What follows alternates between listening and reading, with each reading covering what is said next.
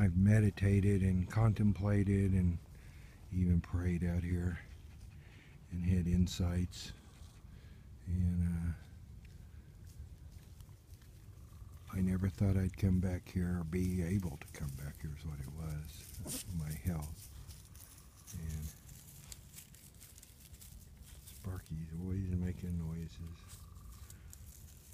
You know, I was saying out here today, never thinking I'd make it back. And thinking about the gift of life and consciousness.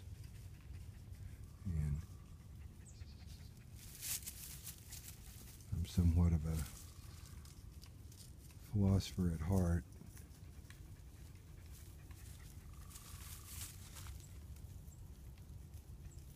And I believe that after decades of research and searching that consciousness precedes form, consciousness creates form, consciousness creates reality.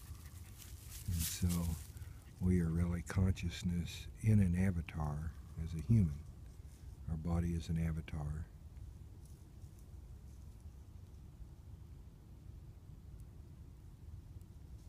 And that's opposed to scientific materialism, which thinks consciousness derives from matter, that matter comes first, and then consciousness has come out of matter.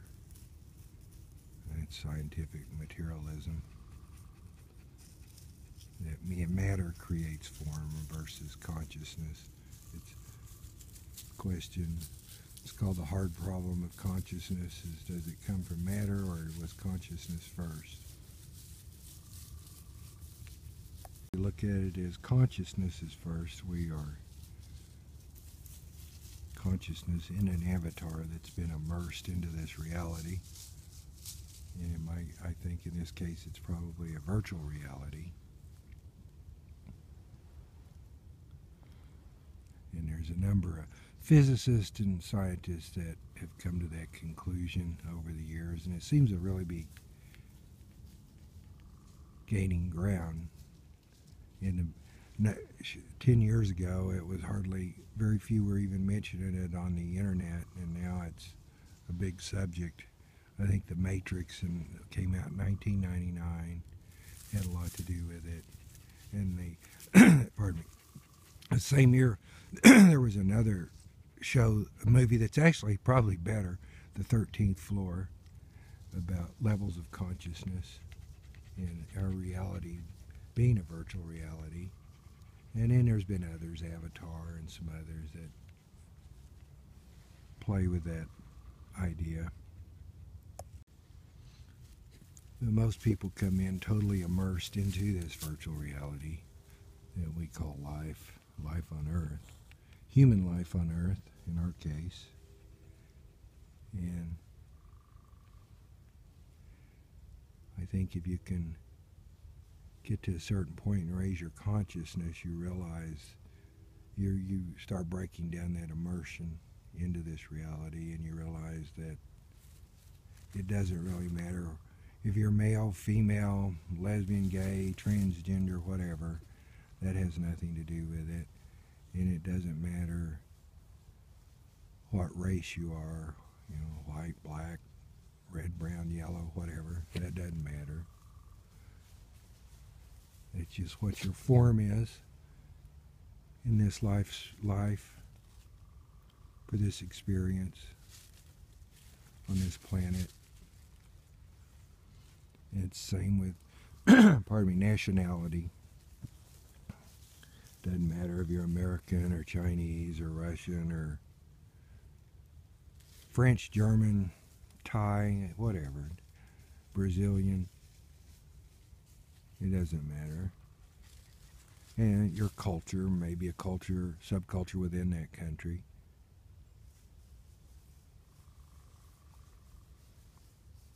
So you start going through all the ways you identify your life, your reality, how you see reality, and those create filters.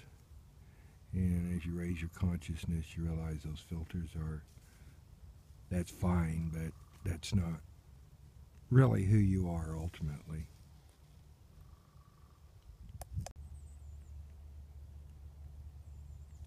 But we come here and make decisions as consciousness, and we make a lot of bad decisions based on those identifiers I just talked about: sex, race, nationality, culture, other things.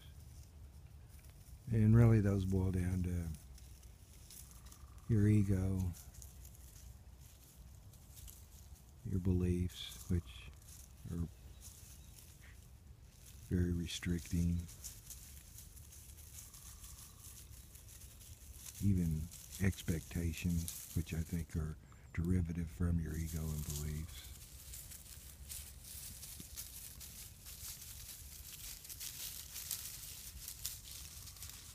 And it lowers the quality of our decisions, and then therefore the quality of our consciousness.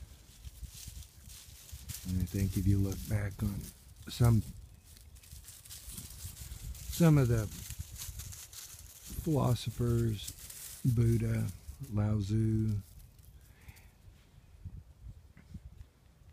Zoroaster,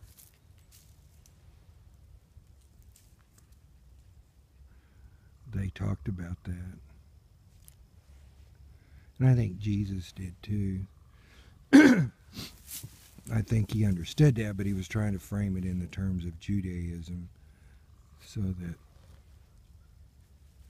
his culture and people he dealt with would understand it within those terms.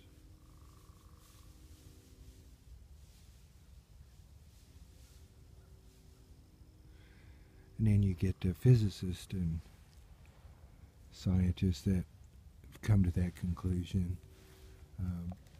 Brian Whitworth in Australia wrote a paper on how physics laws match up with the same as with virtual reality parameters. You got Tom Campbell, a physicist who's written and has a YouTube channel with a lot of stuff on it. You had Nick Bostrom at Oxford who's written about it, that we probably live in a virtual reality. And then you had Fredkin, who came up with what he called digital physics, who was really one of the first pioneers of it. And then you can even go back to Philip K. Dick, a science fiction writer, and there's a deal on YouTube. He did this press conference and basically said that we lived in a, I don't remember how he phrased it, virtual reality, simulated reality, program reality. And there's been others. I think there's even a rather obscure quote by Richard Feynman back in the 50s. He kind of mentioned that in passing. Maybe that was a possibility, that the universe is a virtual reality, is essentially what they're all saying. But I've studied all this over the years now, and a universe is a virtual reality, simulated reality, program reality, hologram, something like that, holographic universe, which I think is really the same thing. I think that theory is a little bit weak, and it's really virtual reality. And I've been in very poor health for 2 years, and it was just last week's the first time I've come out here by myself in 2 years and been able to drive out here and hike by myself. And so, and as recently as a month ago, I thought I was a dead man walking, and I've had a near-death experience. I've had many times I felt so bad for so long that I would have just, I didn't care if I died. I felt so bad, and until you've experienced that, it's hard to understand, especially when you're young. I'm 61, but you know, when you're young, you don't want to die, and you're full of energy, and you got things to do, things to experience, and I have had a full life, but you just get to feeling so bad that you just get to the point you can't take anymore. You're just done, and you just want relief. And it's like your avatar is broken down completely, and It may be virtual, but it's still suffering. You're still suffering in this life. There's Sparky over there on the other side of the creek. He loves it out here. There's Sparky through there. I don't know if I can zoom in without blurring it out. There he is. There's Sparky. King of the woods right there. Live and in person. He's a mess. He's an absolute mess. I had a Jack Russell for, gosh, I don't even remember now, 15 or 17 years, little female, and Jack Russell Indian. I thought she was the ultimate terrier, and when she died, it broke my heart. I actually bought her a casket and buried her in a Native American graveyard. I loved her so much. And I didn't want any more terriers. They're a handful. And then we got Sparky, rescued him, and he's more full-blown terrier than Andy was, and I didn't even think that was possible. So I have to constantly watch out for him and his well-being. He's a companion, though, and so is Eddie right here. There's Eddie. There's your water bowl right there, Eddie. But this is one of my, some would call it spiritual places. Probably about my favorite. You can hear a train in a very far distance. So the wind's out of the north. You can hear that, and you can hear a little bit of traffic up at a highway to the north. But it's peaceful here. I've spent a lot of time here. I had I've brought several dogs here. I had Sammy, who hiked with me for, gosh, 6, 7 years. Oh, more than that. 10 years. And we'd come here. And the last time we had come was in hiked all winter was 2013-14, that winter. And I'd sit right here, and she would lay right there about where that water bowl is, or that area. And she'd take a nap. She got old. And then she'd start snoring. And that's when I knew she was old, because she never took breaks in the beginning, or neither did I. And I took a photo of her right there. Maybe I ought to put it on this video, and I use it as a screensaver. And that was her last winter. The last time we hiked together was April 2014 was the end of that hiking of that winter. I hiked from mid-October to first week of April because of the ticks. The ticks come out in April, and they can be bad up through September and into early October.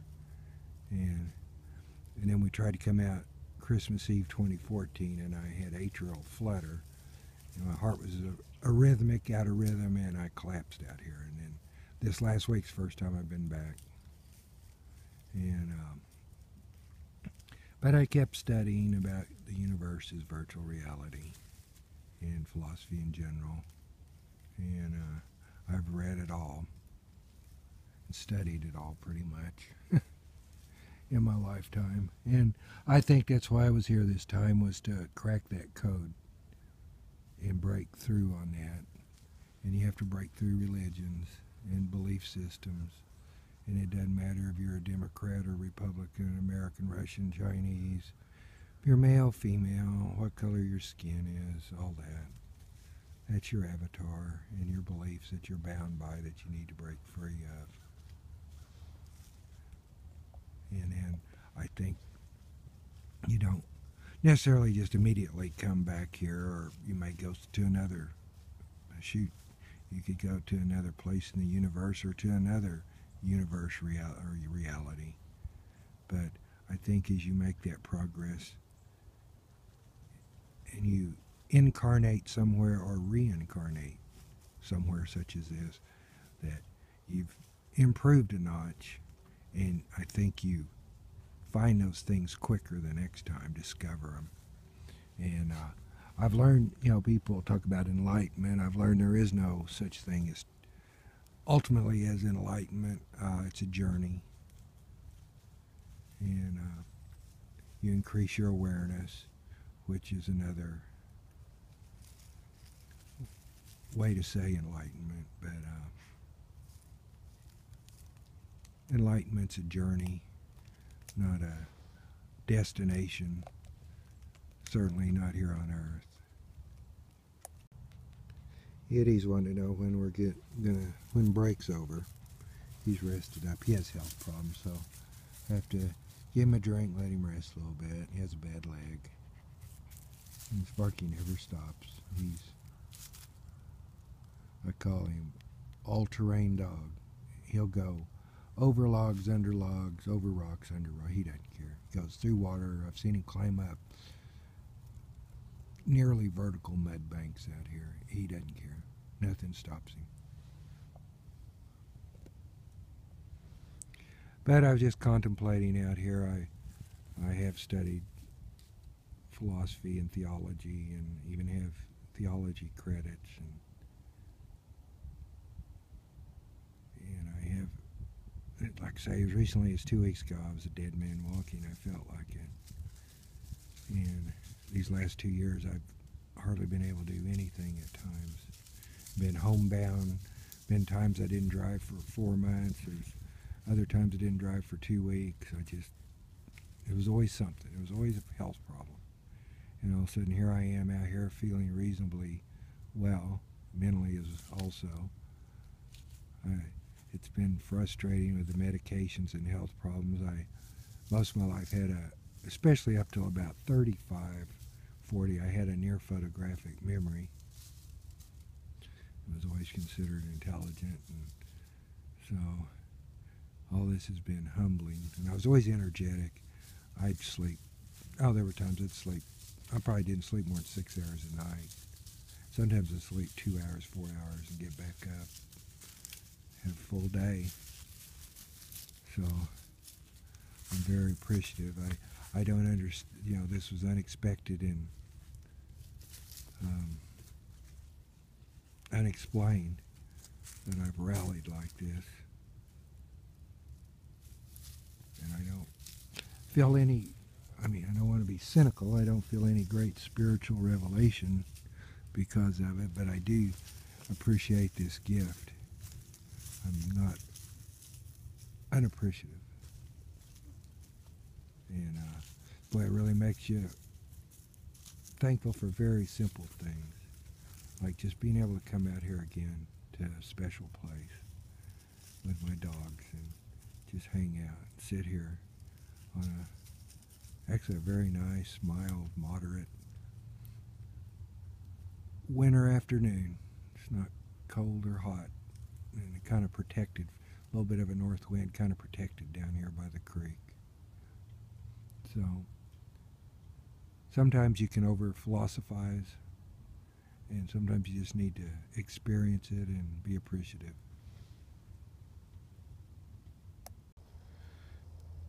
But other than being appreciative for this gift, you can look at what is the ultimate reason we're here. And of course, that's what the religions all try to, and philosophies try to grapple with and give you an answer, and I do not know. I'm not going to try to say that, but I think it does have to do, as I've said, with consciousness. And I believe it was David Bohm, a physicist, who also, he got into Buddhism. He was had an intriguing question and answer. He said, how many minds are there in the universe? And he said, one. There's only one mind, and that's, of course, consciousness, and we're pieces, fragments of that overall consciousness. And of course, in a variety of religions, that's why people have this, they feel like they're this unity consciousness at times, or one with the universe, or however they phrase it. And perhaps that's true, I don't know, ultimately, but we all want there to be something else after we die. And of course, scientific materialism says there isn't, and religions say there is, and other spiritual philosophies and regarding consciousness say there is in some form, reincarnation or incarnation. But for this afternoon, I'll just enjoy being here. Sparky, there he is, the all-trained dog, climbing up on the tree. He loves to climb up on these trees that have fallen over. He'll go way up in them if there's branches like over here. He'll crawl up something like that. Well, they're ready. Let's continue with our hike, boys. It's been so long since we've been here.